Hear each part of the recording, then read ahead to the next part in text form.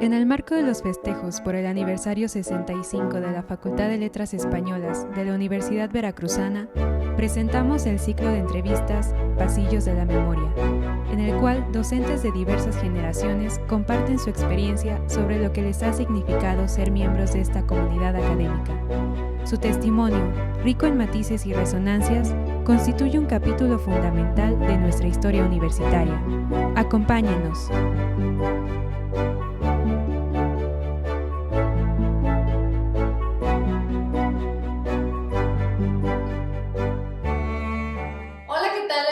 Amigas, bienvenidos a otro video de entrevistas que estamos realizando debido al 65 aniversario de la Facultad de Letras Españolas de la Universidad Veracruzana. Estamos muy felices de que nos acompañen en estas entrevistas en donde vemos un poco más sobre la trayectoria académica y también sobre la vida personal de los profesores que han pasado por esta escuela. Y en esta ocasión me encuentro con el doctor Saúl Villegas, a quien me da muchísimo gusto recibir porque fue uno de mis profesores en la Facultad de Letras Españolas cuando yo estudié. ¿Cómo está, profesor? Muy bien, muchas gracias. Pues estamos aquí con él porque nos va a platicar un poco sobre su trayectoria. Y yo lo recuerdo siendo mi maestro de teoría literaria, que es una materia bastante difícil o dura cuando uno entra a letras, porque recuerdo yo haber salido de la prepa y pensar que leer era solo leer y que ahí se acababa todo, pero aquí me vine a enterar de que leer es mucho más que leer, que hay que ir más allá de lo que el autor nos dice y que esa es la gran gracia de la literatura. Y cuando uno se enfrenta a la teoría literaria, a lo mejor le puede parecer muy árida o que no es algo muy creativo, digamos. ¿Cómo aborda usted la teoría literaria a los estudiantes para que no les parezca como tan pesada? Claro, mira, se tiene esa impresión de que la teoría literaria suele ser algo difícil o algo pesado, pero en general no es así. Sobre todo es un ejercicio de comprensión porque la literatura es un proceso artístico, es un objeto de arte, de consumo artístico, y pues uno piensa que estaría en esa libertad, como tú dices, de leer y pues de reflexionar al respecto, pero esa reflexión implica un saber teórico. Entonces, más allá de observar a la teoría literaria como algo rígido o estricto, hay que observar que el discurso literario es el que modifica la teoría literaria y no necesariamente la teoría literaria al discurso artístico como tal. Entonces, en ese sentido, la teoría funciona como una herramienta de análisis, como una herramienta metodológica que nos permite ese acercamiento hacia el objeto. Y como tú dices, ¿cómo interesar quizás al estudiante en la teoría literaria? Pues si de por sí disfruta ya la lectura, sobre todo yo hago hincapié en que la teoría literaria va a permitirle una mayor interpretación y quizás un mayor disfrute de esa teoría. Y por otro lado, un estudiante de letras, pues si bien tiene que tener ese hábito de la lectura y ese conocimiento amplio de los discursos literarios, también debe poseer las herramientas metodológicas y analíticas para poder entender este fenómeno y por eso la teoría literaria. Además, pues siempre la teoría va acompañada de ejemplos y la ocupamos sobre todo para incluso analizar obras que suelen ser canónicas, pero también muy del gusto de los estudiantes. Yo sobre todo con mis alumnos, hace tiempo que no doy ese curso, pero cuando me tocaba impartirlo, pues era sobre todo ponerle como ejemplos obras que resultaran de su interés. Claro, porque desde el gusto es más fácil interesar a los alumnos, ¿no? Además, el libro te gusta por alguna razón, claro, porque sí. Técnicamente el autor está usando tal o cual técnica narrativa, por decirlo de un modo muy preciso y académico, pero ya al paso de los años creo que me he dado cuenta de que se trata de tener los ojos y la mente muy abiertos, claro, sí. y hacerse preguntas al momento de leerse. Eso es básicamente como lo que uno tendría que saber, ¿no? Claro, y esas preguntas las responde precisamente o te ayuda a responder a la teoría literaria y a plantear una mayor reflexión ahí en ese sentido. Claro. Vámonos un poquito más atrás. ¿Usted recuerda su ingreso a la Facultad de Letras Españolas? ¿Qué materias recuerda haber disfrutado más? Claro, mira, yo ingresé a la Facultad de Letras a principios de los años 2000, por el 2002, y en esa época, sobre todo durante la preparatoria y poco antes de iniciar la preparatoria, empecé a tener el hábito de la lectura. Entonces empecé a adquirir muchos libros, a leer con muchísima frecuencia, y pues eso me hizo decantarme quizás por esta licenciatura en Lengua y Literatura Hispánicas. Observé el programa, vi sobre todo los contenidos literarios y vi también que había una parte lingüística. Obviamente la parte lingüística me parecía importante, pero yo me iba más hacia la cuestión literaria. Una vez que ingresé a la licenciatura como tal, me di cuenta que las dos estaban relacionadas. Y pues recuerdo mucho en ese tiempo las materias que se nos ofertaban en ese plan, que era el plan de los años 90 y que siguió vigente hasta el 2005 aproximadamente. Pues en ese plan había materias de literatura griega, después de literatura latina, que era introducción a la literatura, que lo impartía, por ejemplo, la doctora Guadalupe Flores. También estaban las materias correspondientes a español superior, que eran las que impartía el maestro Alberto Espejo. También materias relacionadas con la literatura y el cuento y un poco la teoría, que eran impartidas por el maestro Mayo.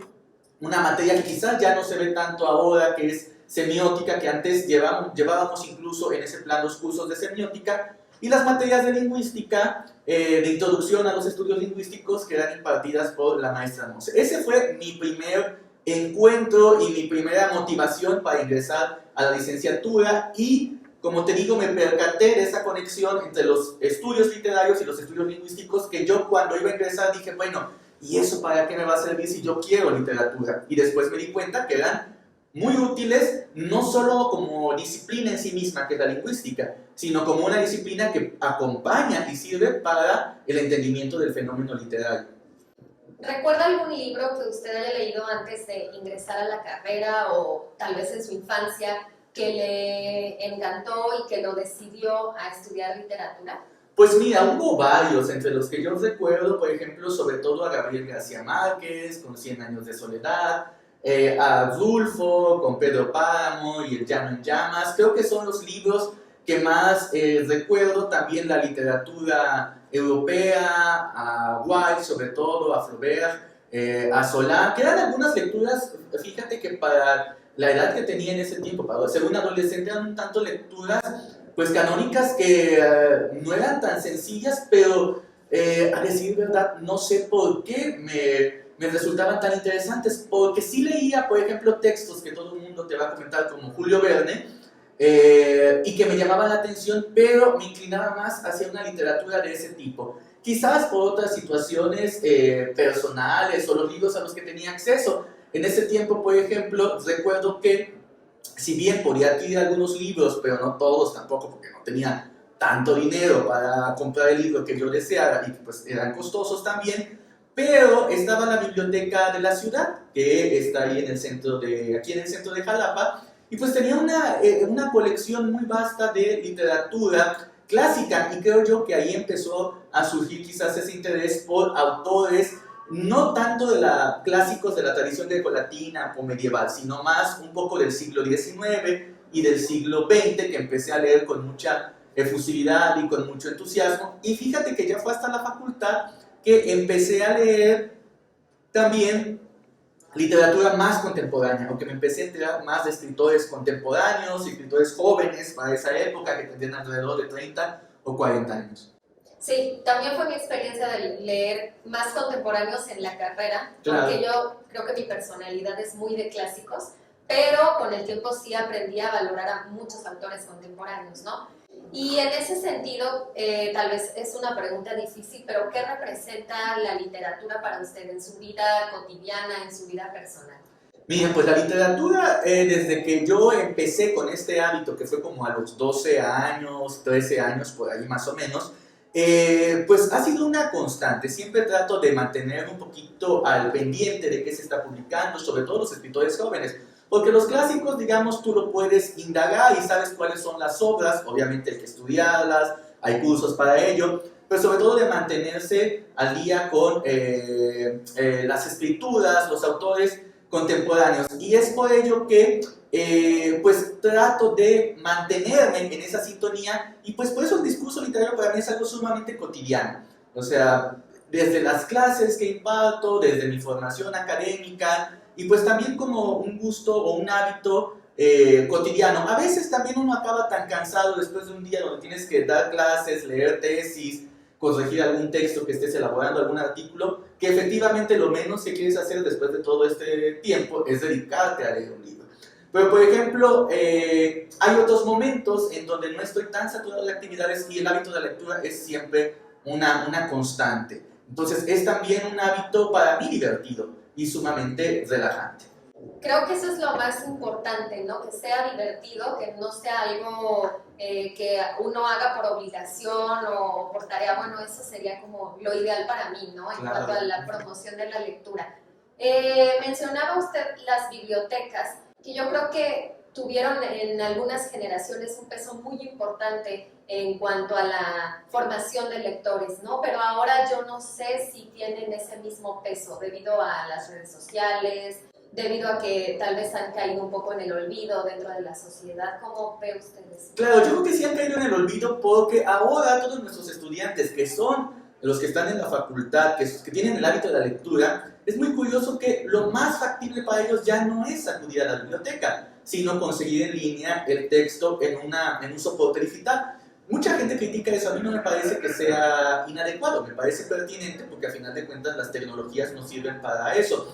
Ahora, creo yo que muchos estudiantes de letras y los que somos apasionados por la lectura de forma general, pues nos interesa también conseguir el soporte físico, la añoranza por el libro, y eso se encuentra, por supuesto, en las bibliotecas, además de que no hay textos o no todos los textos están digitalizados. Ahora ya alguien publica un libro y a veces sale primero la edición digital y luego la impresa. Pero si nos vamos a autores clásicos como de los que hemos hablado o autores que han publicado hace 50, 40 años, muchos de sus libros quizás no están en línea y sí seguimos acudiendo a las bibliotecas. Pero me parece que es un trabajo muy interesante y que está relacionado. El buscar tanto en internet, en las redes sociales, conseguir, he visto redes incluso donde las personas se reúnen para intercambiar libros en formato digital, y pues me parece una labor excelente. Ahora, hay que tener también cuidado con las ediciones digitales que a veces son de una procedencia no tan acertada, que independientemente de que sea en línea, debe haber un proceso de cuidado de la edición. Claro. Y en ese sentido, pues hay que tener esa precaución cuando se consiguen este tipo de documentos. Claro. Ahora, creo que dar clases le permite a uno tener un termómetro, digamos, de las nuevas tendencias o de las próximas tendencias literarias o de los gustos de los jóvenes, por ejemplo. Claro. ¿Usted ha notado algo así en sus clases? Sí, pues yo siento que ahora, sobre todo, hay un gusto mucho por reflejar el carácter de lo instantáneo. Hace algunos años quizás la literatura se iba mucho por estos rasgos heroicos o estos rasgos de trascendencia. Creo yo que las nuevas generaciones no tienen esa idea, ¿no? O no les parece tan pertinente y buscan más el carácter de lo instantáneo, lo cual me parece formidable, porque a veces pensamos a futuro o nos embarcamos en una idea de proyectos interminables y no vemos ese carácter de lo instantáneo.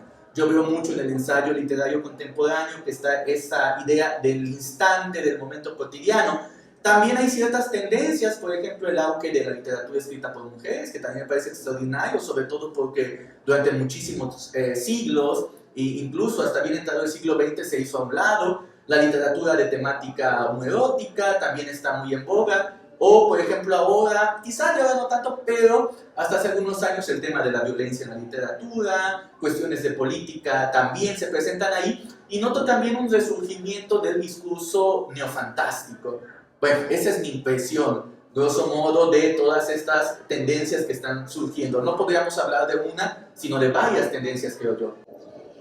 Bueno, ahora hablaba de temas, pero en cuanto a géneros, por ejemplo, si están resurgiendo o surgiendo la narrativa de la violencia, ¿cree que también tiene un auge, no sé, el nuevo periodismo, la crónica, el ensayo? ¿Cómo ves eso? Claro, me parece que el ensayo y el nuevo periodismo están en auge ya desde hace mucho tiempo. También la poesía, que durante un tiempo se consideró que no se publicaba tanta poesía, aunque muchos autores preferían publicar narrativa porque consideraban que si se hacían poetas y publicaban sus libros de poesía no iban a tener el mismo impacto que una novela o un volumen de cuentos, quizás, más que nada una novela, que es el producto, digamos, más vendible. Y ahora no, creo que estamos quizás en un auge de la novela. Es innegable, es un siglo de la novela, También se publican algunos volúmenes de cuentos, pero sobre todo es el auge de la novela. Pero considero que afortunadamente se están rescatando otros géneros que parecía que iban a entrar en declive o que no se publicaba tanto o que no se leía tanto,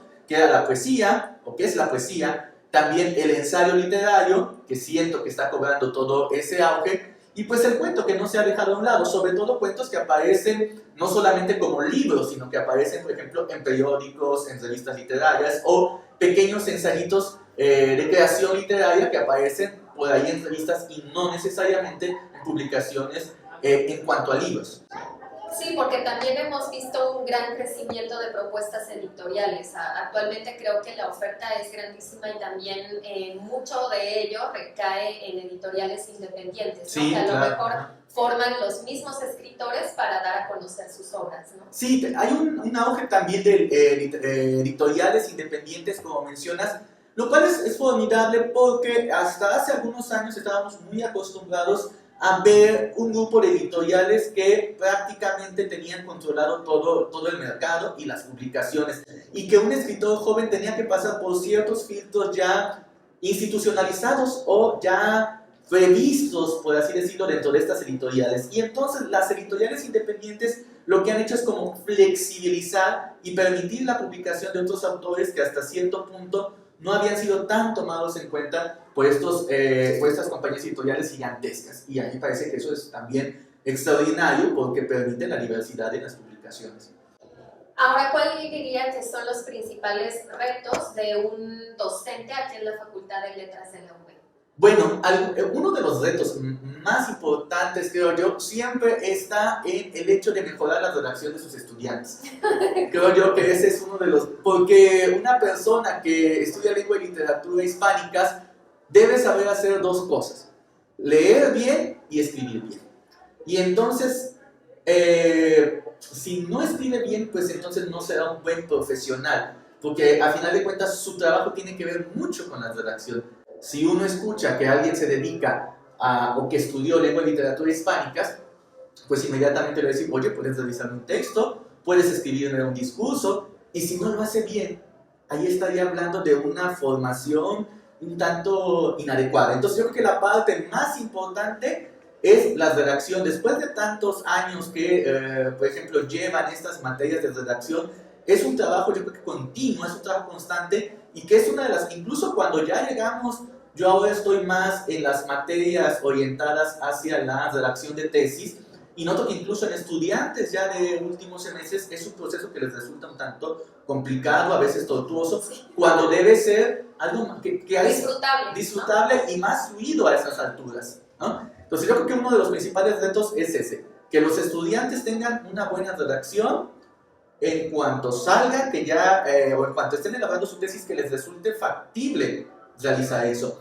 Otra también sería el interés en mi caso, por ejemplo, como tú lo mencionaste, el interés por las cuestiones teóricas, también el interés por las cuestiones críticas. Y una tercera preocupación quizás sería tratar de vincular todo este trabajo que se hace en la facultad y con los estudiantes, darle ese sentido u orientación social.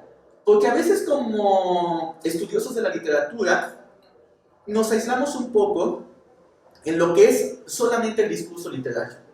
Y no vemos que el discurso literario tiene un impacto social, y a veces lo negamos. Porque pensamos que como en México y en otros países quizás no se ve tanto, la literatura no tenga ese impacto. Pero sí lo tiene, y además es una labor recíproca que va de la literatura a la sociedad y de la sociedad a la literatura. Entonces, da esa idea de que un estudiante de letras no tiene por qué aislarse en esa famosa torre de cristal donde permanece leyendo y escribiendo alejado del mundo. Al contrario, tiene que vincularse con la sociedad, tiene que vincularse con su entorno y no aislarse. Me parece que esas serían grandes preocupaciones, ahora que me lo preguntas.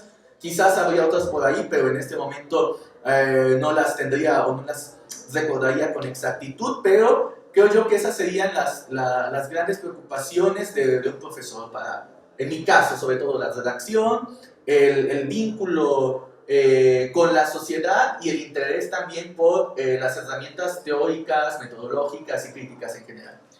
Y tan tiene un impacto la literatura que podemos pensar en el reciente caso de Salman Rushdie, ¿no? Claro. Que fue atacado en Nueva York por extremistas religiosos, ¿no? Claro.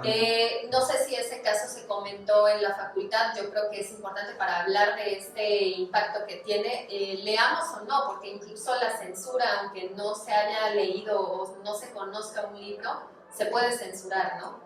Claro, mira, yo en lo particular no he escuchado muchos comentarios en la facultad sobre esto, pero sí he visto mucho en las redes sociales. Y entonces se habla también de esta situación de que independientemente de que parece que la literatura pudiera estar en un lugar casi secundario, que no me lo parece así, ¿no? Ocupa un eje importante en los discursos sociales, políticos, culturales, etc. Este es un ejemplo. La misma censura que se ejercen pues, en cuestiones editoriales, en cuestiones de mercado, implica, y en cuestiones políticas, implica también esa situación de que la literatura sí tiene un impacto social. Claro, sin duda. Usted se ha dedicado también a estudiar la literatura de género o la literatura queer en algún momento. ¿Qué fue lo que hizo que naciera este interés? Pues mira, yo empecé a estudiar el género, la teoría queer también casi al momento que, poco después, un par de años después de que inicié la licenciatura. Entonces, sobre todo lo que motivó fue el interés por la teoría literaria, porque puede parecer que la teoría literaria es única y exclusivamente un asunto literario, pero no es así, es una labor multidisciplinaria. Y los estudios de género y la teoría queer son teorías multidisciplinarias, es decir, que incluyen aspectos antropológicos, sociológicos, filosóficos, etcétera, y notablemente literarios que se entrecruzan. Entonces, esa riqueza en estos discursos me permitió acercarme, por supuesto, a la parte teórica y a la parte crítica, es decir, ir formando un corpus de obras, empezar a acercarme a lo que la crítica decía respecto de estos estudios, y a la fecha continúa siendo una de mis líneas, o si no es que la principal línea de investigación, el entender los estudios de género y la teoría queer en función de la literatura, o la literatura estudiada a partir de estos filtros teóricos, por decirlo de alguna manera. ¿Maneja esta literatura en sus clases? ¿Cómo la reciben los estudiantes? En las clases, no, últimamente, como te menciono, he tenido más cursos relacionados con cuestiones de seminarios de investigación.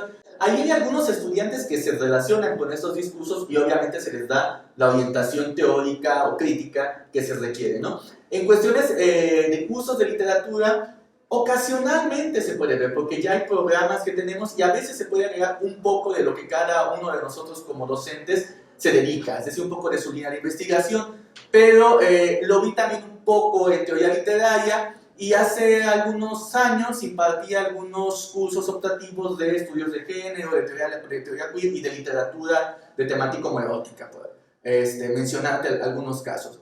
Entonces, en ese sentido sí estaban orientados ya como tal a este objeto de estudio, pero no es algo que, digamos, a menos que sea necesario en la experiencia educativa o en la materia, pues ya se lleva a cabo. Pero ahora hay un auge desde hace ya varios años de muchos estudiantes que quieren hacer su tesis al respecto de temas como estos: feminidades, masculinidades, disidencias, etc. Porque hay un corpus también muy amplio y un abanico de posibilidades que cada vez se abre más. Y también yo creo que es parte del interés de romper, ¿no? Yo me acuerdo cuando estaba estudiando, me parecía eso muy importante, o sea, digo, lo es, pero era muy importante para mí el buscar como nuevas formas o nuevos temas en cuanto a la escritura y la lectura, ¿no? A lo mejor va un poco por ahí. Pero en cuanto a la promoción o el fomento de la lectura, ahora que hablábamos de las nuevas propuestas editoriales y propuestas literarias, ¿cómo lo ve nuestro país y qué diría usted que hace falta o cuáles son los retos?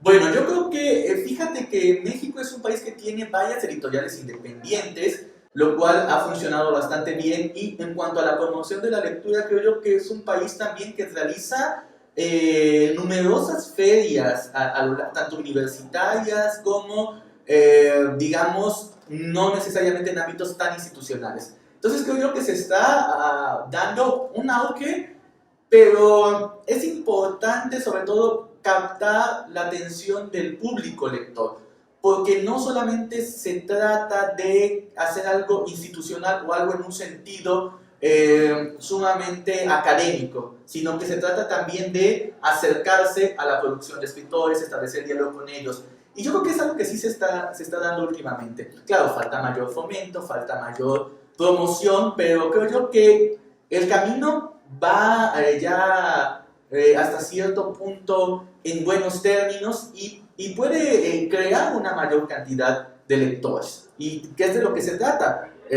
Pues recordemos que la lectura es un ejercicio reflexivo y si tratamos de crear ciudadanos reflexivos que cuestionen tanto las estructuras de poder como su propia vida y que se proponga a partir de eso una mejora, entonces, pues en ese sentido la lectura podrá apoyar o coadyuvar en esas situaciones que tiene el país, y no solamente nuestro país, sino de forma global. Y pues sí hay un camino ya andado. Claro, falta mejorar múltiples aspectos, falta incidir en otras latitudes, pero creo yo que hay un interés tanto institucional como un interés de mercado también, que hace algunos años no se veía tanto, que era muy institucional y que a veces se publicaba mucho, pero no se difundía. Luego los libros se quedaban en las bodegas y no se llevaban. Sí, claro, ¿no?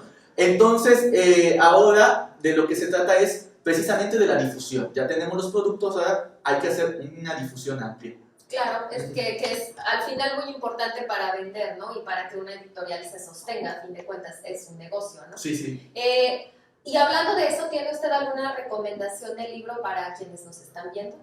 Pues recomendación de libro ahora que yo recuerde con exactitud, pues mira, solamente que te hablara yo de los últimos textos que he estado revisando. Bueno, me parece que la escritura hecha por mujeres ha cobrado muchísimo auge últimamente. Yo creo que hay escritores también en el ámbito al que yo me dedico, que es la literatura homoerótica, que merecen ser rescatados. Fíjate que hay una editorial en España que se llama Amistades Peligrosas, que esta editorial, no, perdón, Amistades Particulares. Amistades Peligrosas, yo ya me estaba yendo por el ámbito más de la disidencia, ¿no? Y es Amistades Particulares, que esta editorial sobre todo cobrado mucho auge en cuanto al rescate de textos de literatura homoerótica. Antes también acá teníamos editoriales que planteaban esta situación al respecto, pero considero que pues hay una gran cantidad de textos que se encontraría allí en ese ámbito y que podríamos leer. Yo, por ejemplo, un autor que siempre recomiendo mucho porque cambia el sentido del discurso literario, de la crónica, por ejemplo, es el escritor chileno Pedro Lemebel, que falleció ya hace un par de años. Entonces, leer su obra siempre es un ejercicio gratificante y además sumamente divertido, por ponerte un ejemplo ahora mismo. Bueno, pues muchas gracias, profesor, me dio muchísimo gusto estar con usted hoy y muchas gracias a nuestros amigos que nos han visto a lo largo de esta serie de videos que estamos haciendo. Los invito a que revisen el demás contenido que tenemos para ustedes y que nos sigan en nuestras redes sociales. Muchísimas gracias y nos vemos muy pronto.